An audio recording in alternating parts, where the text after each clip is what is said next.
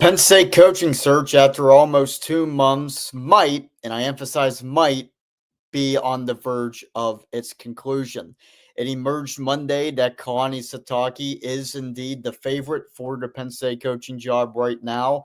Outlets like Football Scoop, On Free Sports, and Pete Thamel of ESPN have all reported that there is mutual interest, and Sitake is Penn State's top target. A lot could happen still. Of course, BYU is playing in the Big 12 championship game against Texas Tech Saturday.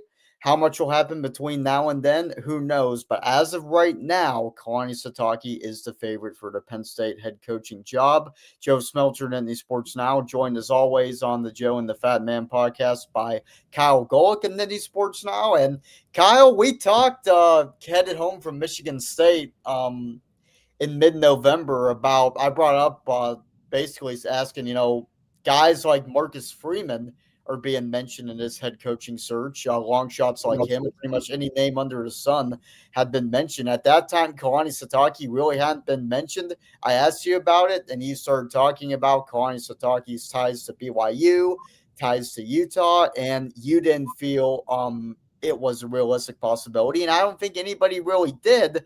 But Josh Pate talks about the mystery candidate and said that the mystery candidate might not be a great fit. That led people to going from thinking, who would make sense for Penn State versus who wouldn't make sense for Penn State. And that kind of led to people talking about Kalani Sitake. And there's definitely more than smoke there. Penn State wants to hire Sitake, it seems like. Does Sitake want to go to Penn State? Who knows? But Kyle, what's your take on all of this so far? I'm still having a hard time believing it's Sitake. Just from people that I know that played with and were coached by Kalani Sitake, this seems to be more of a agent leverage play. Again, you never know. I mean, who knows what is going to happen? I mean, we've seen stranger things in college football. I think we all can agree on that. The big thing that if Sitake is the white whale, we will refer to him as, using the good old Moby Dick and Ahab reference, why didn't Penn State get it done yesterday? And the reason I bring that up is LSU was able to rip Lane Kiffin from a playoff team. Okay. John Sumrall's playing in a conference championship game this weekend. He's still able to coach at his school. Florida got it done. Bob Chesney, who just took the UCLA job, I think he will be coaching in the Sun Belt, but I haven't seen anything from it, so let's not go there. It makes me wonder how much of it is Sitake looking for respect, because one of the issues that I've heard from conversations that I've had with some BYU folks is BYU is Sitake's dream job, no doubt about it. But he's looking for that professional respect that is giving him resources for him, his staff, that's comparable and competitive within the Big 12. So something doesn't jive there. So this leads me to believe if BYU says, hey, Kalani, here's what you need, we'll match everything and whatnot, I don't think he would leave. So that's kind of my initial thoughts with Sitake right now. I think he is angling with Penn State. Would he leave BYU for Penn State? I think he would. I think the money is there. I think the ability to win big is there, but he also realizes what sort of community that he's part of out there, and he'd be losing a lot of that safety net. So in my mind, it's one of those, we've been down this road quite a bit in the 50 plus days we've been in this search. Yeah, and about an hour ago, before this recording, this was sent at 6 o'clock Monday night. Jason McGowan, the CEO of Crumble Cookies and a big BYU donor, tweeted, "Some people are not replaceable. Sounds like it is time for me to get off the sidelines and get to work." He followed this up with a tweet that said, "Why do you love Kalani? What does it mean to you to have that Kalani at Kalani Sitake as our head coach at BYU. Right now is the moment to let Kalani feel the love, respect, and gratitude of Cougar Nation. He has given everything to this program. Let's show him how much he means to all of us. To make it fun, I'm giving away 4 50-yard line seats and airfare to the Big 12 championship game for 2 incredible responses. Share your heart. Let's lift Kalani together. It sounds crazy that CEO of Crumble Cookies could have a big part in this coaching search, but that's modern college football, right? Donors are a big deal. Jason McGowan is a big BYU donor, and if he's able to help BYU pay Kalani Sitake, which it sounds like if BYU matches what Penn State offers, it Kalani would stay at BYU. I don't think there's any reason not to believe that.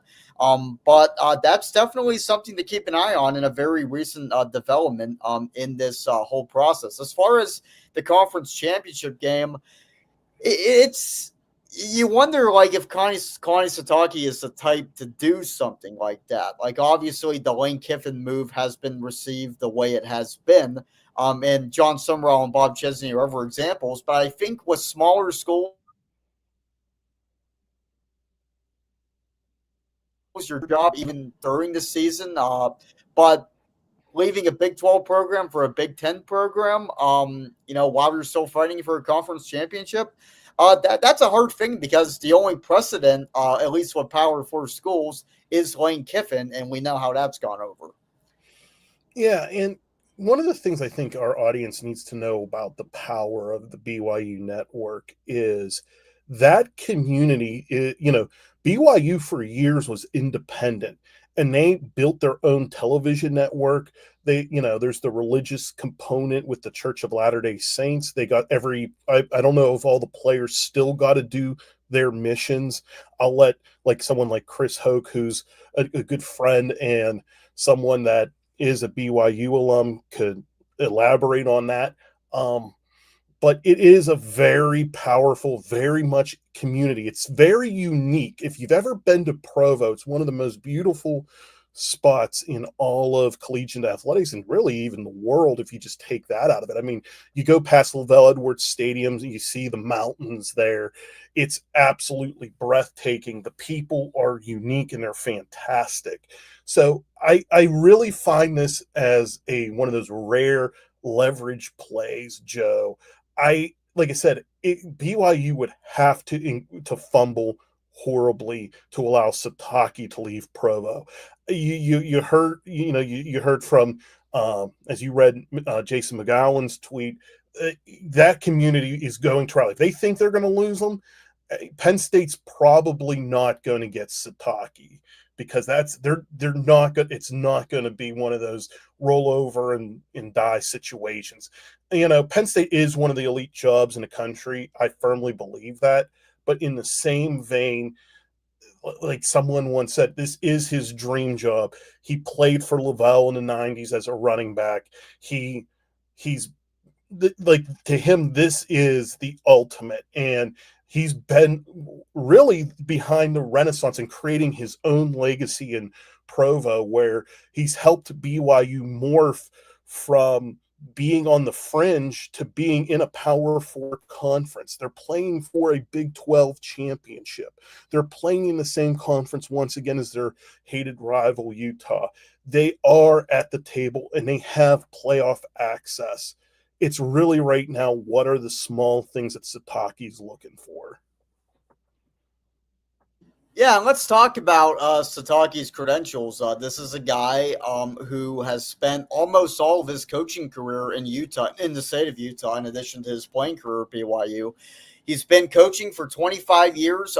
22 of those seasons have been, or excuse me, 23 of those seasons have been in the state of Utah. The only exceptions being his first job at Eastern Arizona in 2001, and then a brief stint at Oregon State, where he was the associate head coach and defensive coordinator in 2015. So, yeah, there really isn't any cultural ties here. Arizona and Oregon, nowhere close to Happy Valley. But Sitake is a winner. He is a very good football coach, and I think we both agree that he is a candidate for Coach of the Year for the job he's done this season with the whole Jake Ritzlaff situation. going over the summer.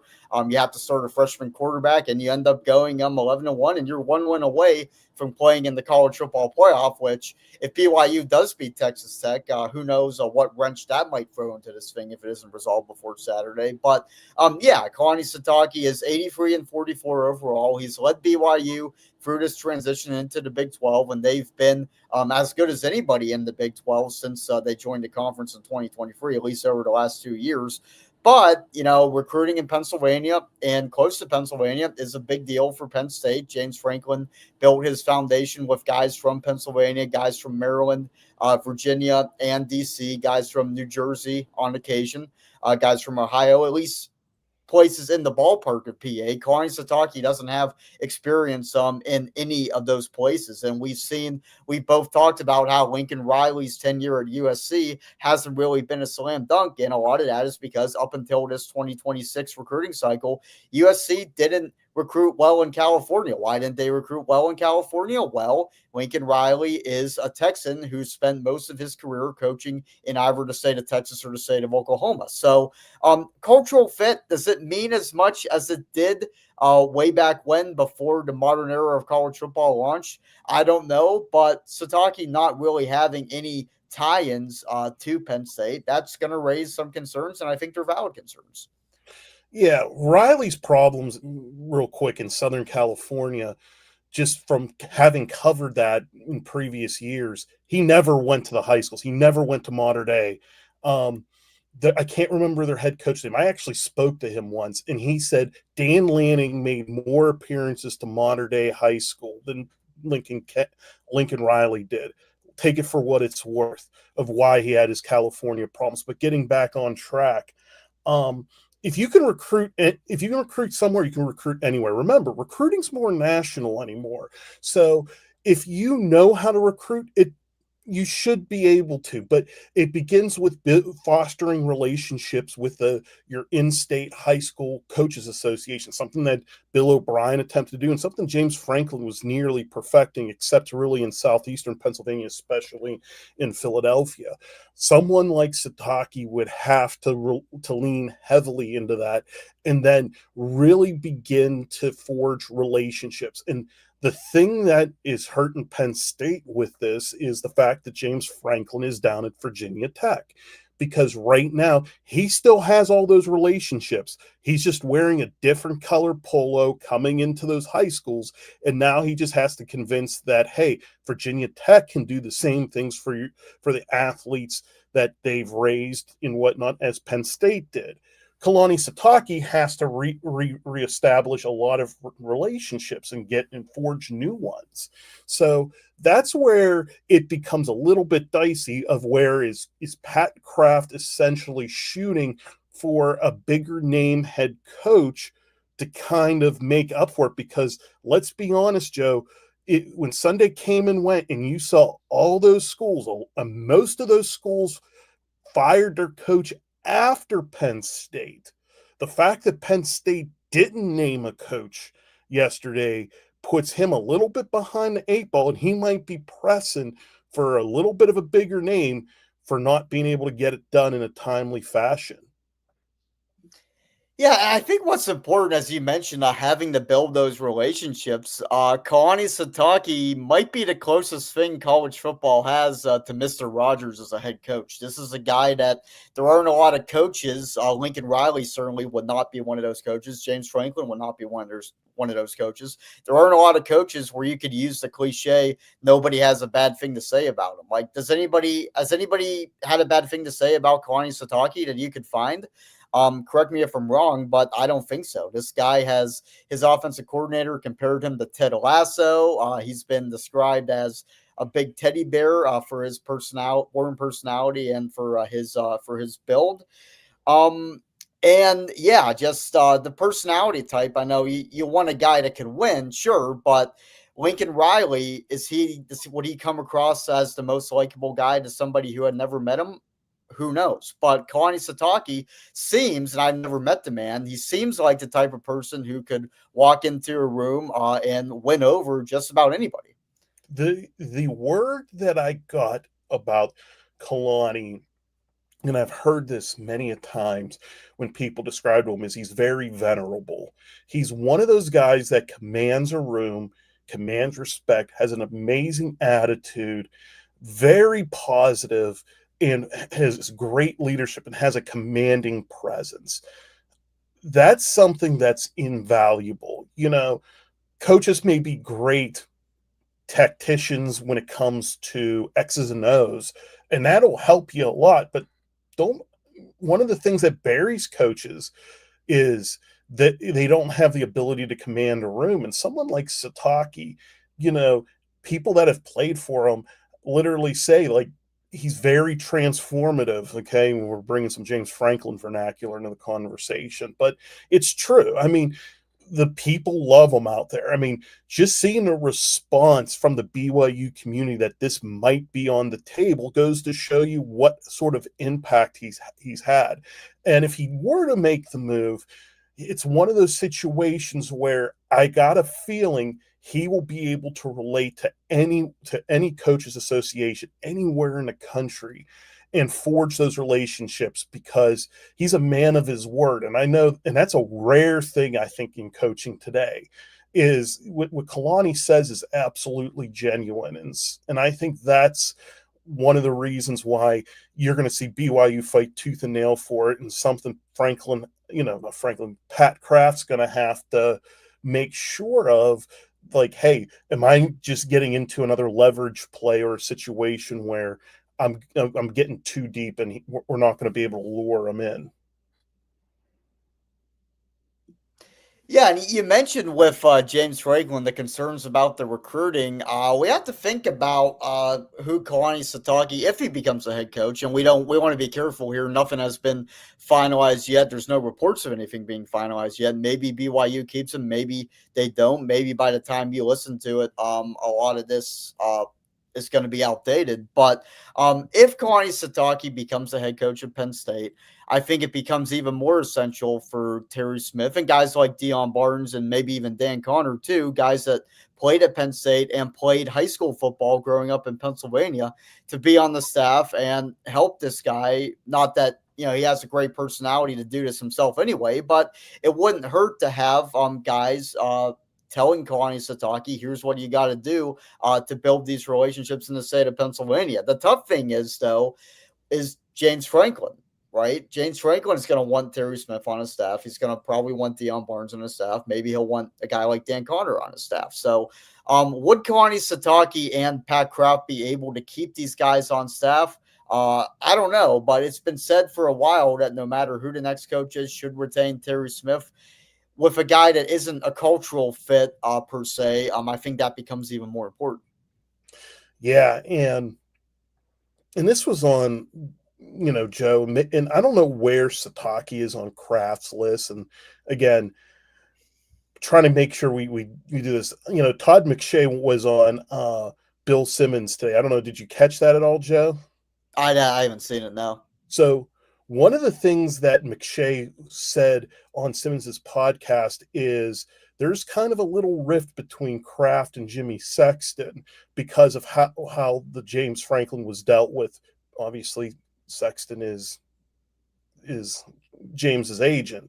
So part of what's being suggested is all Sexton clients have kind of been thwarted to be from Penn State being able to make a move or be hired with.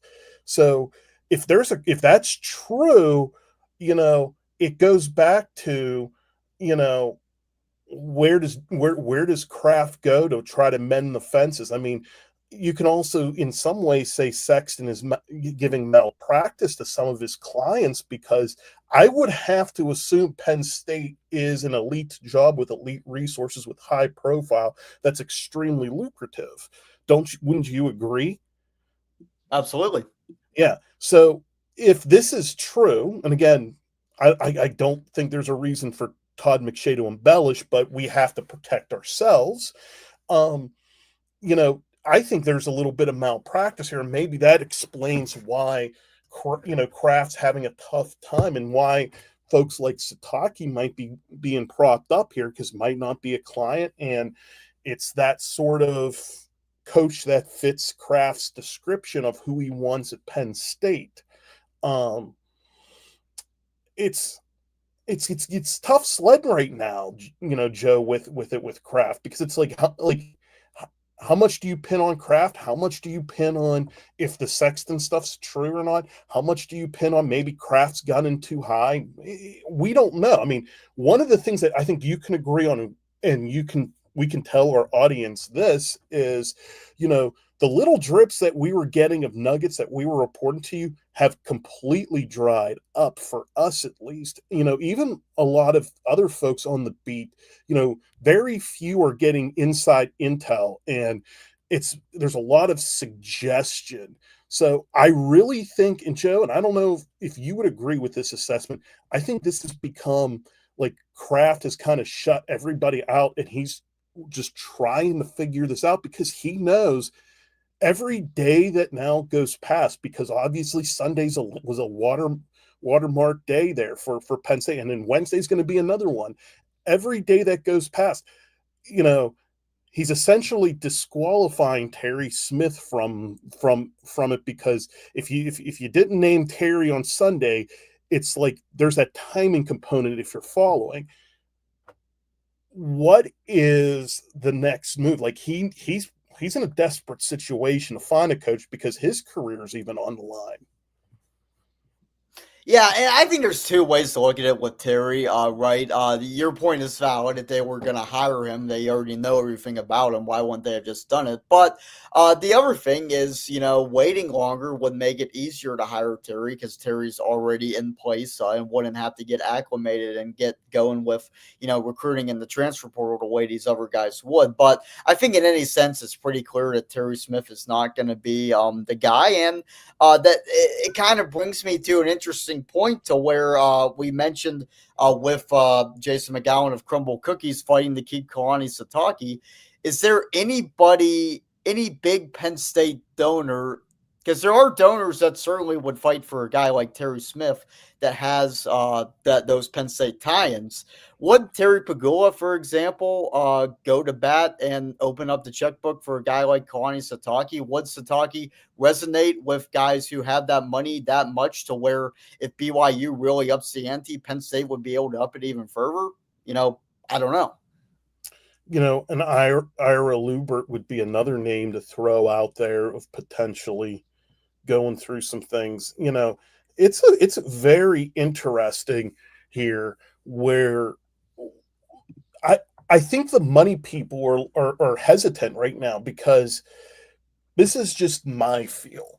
Okay, Kraft makes the decision to fire James Franklin. I'm going to say this as my official stance on that. I think it was mutually good for both sides. I think Franklin needed the fresh break. I think Penn State needed a fresh voice. Okay. But the thing that you got to run into now with this is, just because you achieve this, that where we agree on, there now becomes a second thing that needs to be achieved. Who do you get that measures up to this, and that can provide the same, like at least maintain, if not exceed those levels? And exceeding's tough, considering what Franklin achieved the last 3+ years, for sure. And so if I'm a money person right now, obviously they're going to give, but the question is how much. Am I going to really do what Jason McGowan's going to do to keep Kalani Sitake? For a person that went 3-3, that buys me maybe a verbal endorsement, maybe a little check. Someone like Kalani Sitake, again, I believe BYU's had 3 11-win seasons under him, won 5 of 7 postseason games. I think finished in the top 20 3 times. That's worth fighting for, considering where that program went as an independent to getting into the Big 12. He means a lot more to that program. I don't know if Terry has Terry's a great guy, so I don't want this to be misconstrued. But when you're talking to money people where it's like, I need to pony up and get a few $1,000,000 together to keep a guy here, I don't know if Terry Smith invokes or motivates money folks to put that on the table to keep them. Does that make sense, Joe? Like, am I articulate? Do you Yeah, understand what am I think it that's makes sense. I mean, I'm just trying to take it from someone like I've engaged people that have lots of money. And one of the things that you realize when you talk to people that have a lot of money is they always look at what the ROI is on everything. Even if when they give a gift, they look at what that return on investment is. You know, do you know, does Terry Smith invoke confidence for $1,000,000 contributions? I don't think so. But like if and I'm just throwing names, so don't no one take this serious. If Pat Kraft said, "Look, if we had this $10,000,000 coaching pool and Marcus Freeman would sign tomorrow, I think he would easily get that money before he could bring in 10 pence, the 10 wealthiest donors, lock the door, and say, look, this door is not opening until we have $10,000,000. We could have Marcus Freeman sign tonight." I think they'd be calling Marcus Freeman in 15 minutes. That's how quickly. I don't know if they would get the same thing for Terry Smith. Yeah. And it's hard to know just what the donors would want in a head Penn State coach because yeah, Terry Smith is a Penn State grad, but as you mentioned, he's not as accomplished as guys like Marcus Freeman are, and I don't know if he's the type of guy as you said that people would break the bank for. But it all depends on how entrenched Penn State donors are with the Joe Paterno era. I think that's been a big question. Would they want somebody that has absolutely nothing to do with Penn State? I don't know. But we do have some comments, and they're interesting comments. Three of them are from the same guy. Could be the worst decision Kraft ever makes. It's fair. Might be. Who knows? It's too early to tell, but if it turns out to be, he will pay for it for sure. Sitake will ruin this program. I don't think You that's. think I don't so? think Yeah, that's I true. think that's a little bit over the edge. I would rather them have no coach than him. Nah, I don't think so. Yeah, I think Mike needs to put down the beer or something or lay Yeah. off of it. First to fire, last to hire. This is ridiculous. I I mean, yeah, yes and no. I agree with you, Joe. I can understand the sentiment from Joey there because you would figure he would have identified someone and put it together. I can feel Joey's sentiment, but it where it will become ridiculous, Joey.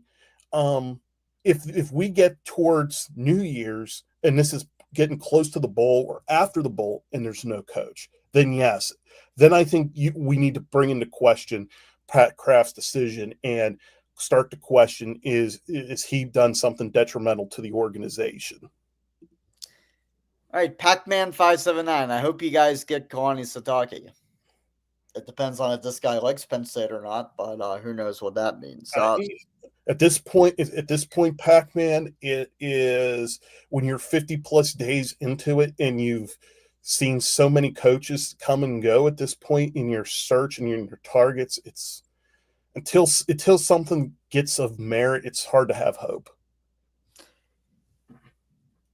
Yeah, so talking about going back to Joey's comment here, people use Lane Kiffin leaving Ole Miss and then Ole Miss already having a replacement within the same day as an example of how long Penn State's waited. But our friend, well, I don't know if he's a friend, he is something. The Penn State Mafia on Twitter quoted one of those tweets and said, "What would you wanted Penn State to promote Jim Knowles or Andy Kotelnicki to head coach?"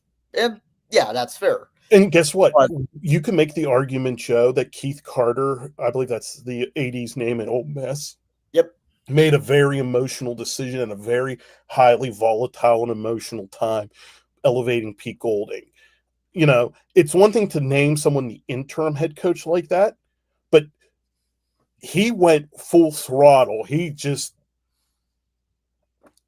I think they're going to rue that decision because, you know, I followed Pete a good bit during the tail end of his days at Alabama, and there's a lot to be desired, and even there was a lot to be desired this year with Ole Miss's defense. So I think that was an emotional decision, and I think it's like when Ole Miss lost Hugh Freeze to the situation that was there, and they brought in, I think, Matt Luke was his name, and that was an emotional decision that ended very badly. So as you just mentioned, Kyle, you've covered national college football for most of Kalani Sitake's time Mhm. at BYU. They were an independent for most of that time, joining the Big 12 in 2023. But we talked about the record earlier, but from what you saw from the Cougars, what do you think is like the Kalani Sitake style football team? So what is amazing with Kalani Sitake is he's not afraid to go back to what like his coach Lavelle Edwards and the legendary offensive coordinator Norm Chow believed in. Remember, they had Zach Wilson in 2020, and that was a very pass first team. They're not afraid to stretch the field, but also their team's very physical. They believe in having dominance in the trenches, and they're a very aggressive defense, but also from a ground game perspective, they embrace physicality. You know, if you've watched some of those Holy War games between Utah and BYU, you see it on full display. One of the things that makes Kalani to me a very successful coach is he's very schematic and he's a good leader. It's a rare thing. There was a stretch, Joe, and again, this goes back to my Pac 12 coverage. Kalani Sitake, I think, had a stretch where BYU played 10 Pac 12 games in like a 2 year period, maybe a little bit into a third year. And he was like 8-2 or 9-1. And it wasn't like he was playing the Sisters of the Poor. I mean, he was going against some bona fide teams in the Pac 12. So this is a guy that embraces competition. He's a guy that gets it. Like football's won in the trenches, and it's the perimeter athletes that puts on the spectacle. What I would expect, you know, a varying style debate based on what personnel he is. It's not like with James Franklin, and he's like, okay, you know, Drew Aller, you need to be a scrambling quarterback, and it's square peg round hole. If Drew Aller was in Kalani Sitake's system, he would have been in more of a pro style conducive offense where he was stretching the ball downfield. I firmly believe that, and that's just from me covering a lot of those Pac-12 games that BYU played. Yeah, so a funny, well, I don't know if it's funny, it's definitely interesting. A connection. When was the last time a Penn State sports team hired a coach? I know Satake's not technically from Utah, he's from Tonga, but he's built himself in Utah. Hired a coach from Utah completely out of the blue in any of its sports, you know? Ooh, oh man, He is an active Penn State coach, a very active Penn State coach. a very active Penn Very, State. very active. Are we talking Kale? Yep. Because I see. I always think I know Kale went to Iowa State, Yep, that was his alma um, mater. and I always get confused if he was from Iowa or Utah. So that's Yeah. why I was going to say it off the jump, but I once you said very very active, I had a little bit more confidence. Yeah, and to talk about these parallels quick, obviously, there's a lot of differences between Cale Sanderson and just about anybody, but Cale, legend at Iowa State, never lost a match, four-time national championship, then won an Olympic gold medal, maybe the greatest wrestler of all time. He starts his coaching career at his alma mater, Iowa State. The Penn State job opens up, and Penn State wrestling was not nearly what it is today, to say the least. And, you know, Kale has a decision to make, and everybody told him, his dad, his college coach, pretty much everybody around Kale said, you know, stay at Iowa State. But Kale had some sort of epiphany. He thought about ironically, given some of the concerns about Kalani Sitake, he thought about the recruiting base in Pennsylvania, how it's a wrestling hotbed, and how he could take advantage of that and use it to build an empire. One thing leads to another. Kale ends up leaving his alma mater to go to Penn State. It worked out pretty well. So, guys, both Mormons, one grew up in Utah, one made himself known in Utah. One left his alma mater, one is currently deciding to do that. But it's pretty interesting, the parallels, because you wouldn't think to connect Kalani Sitake to Cale Sanderson, but there you go. Yeah, I mean, Utah is one of those states that very underrated, like the Four Corner states, very fertile athletic grounds. If someone like when you see like the Arizona States, the Colorados back in their Bill McCartney, Utah with Kyle Whittingham, even the Lavelle Edwards teams at the Y, where are they getting all their athletes? Four corner schools, and then peppering it in with some California kids. So yeah, it's a very, very rich area for great athletes. Of the current BYU roster, who would you want to see play for Penn State? Barrett Bachmeyer is the big, yeah, he's the big one, freshman quarterback. Yeah, I'd like to see him come over. Um, the thing that I'm really impressed with is I love it. LJ Martin. He has a little bit of Katron Allen in him, which would be a fantastic get. Um, Defensively, I don't know where he is on the eligibility front, but a Jack Kelly at linebacker would be fantastic. A Logan Lutui would be a fantastic get as well on the defensive line. He's a monster. Isaiah Glasker is one. They got a lot of nice players. It's really a nice situation that Kalani has there at BYU, especially in the trenches.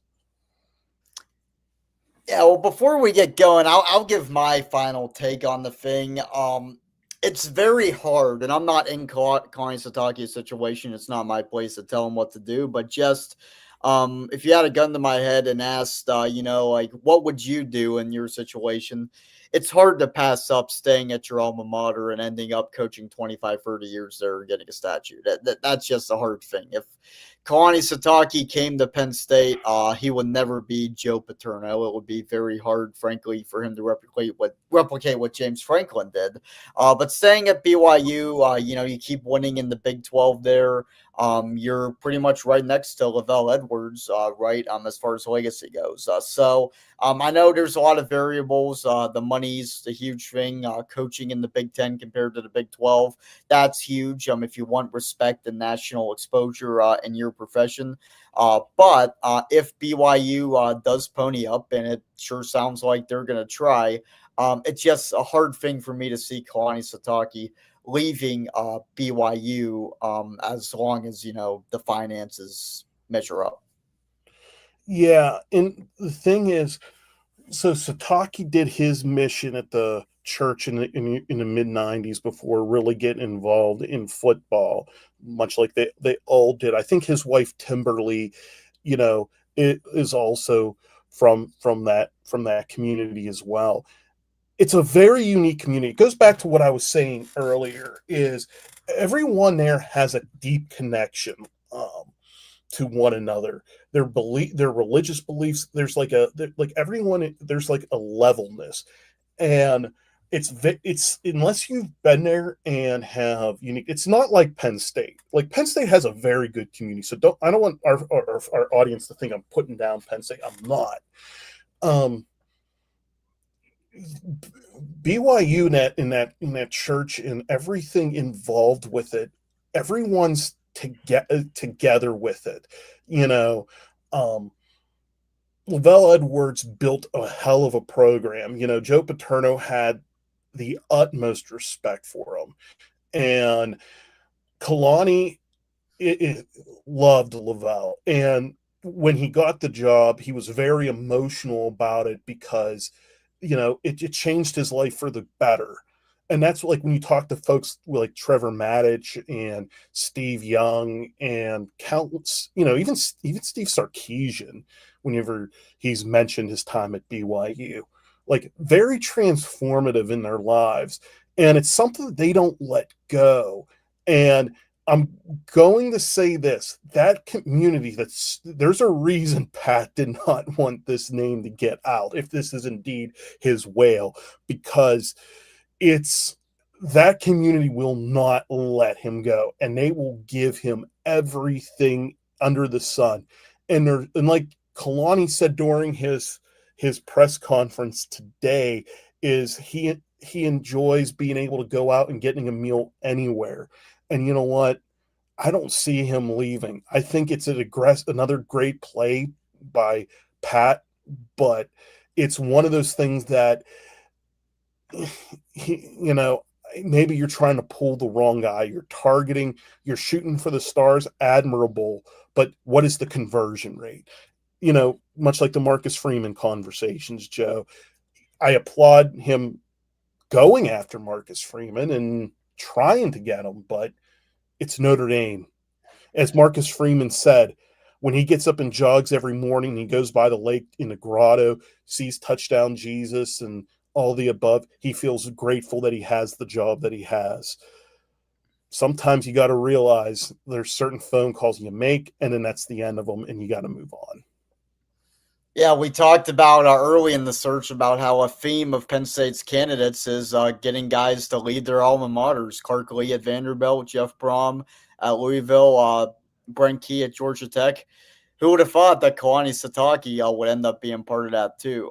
But that's going to do it for this Joe and the Fat Man. Who knows what the world looks like an hour from now, let alone a day from now or a week from now. But seems like Penn State's search is ending soon. And when it does, we'll have you covered on Nitty Sports Now. Good night, Canada.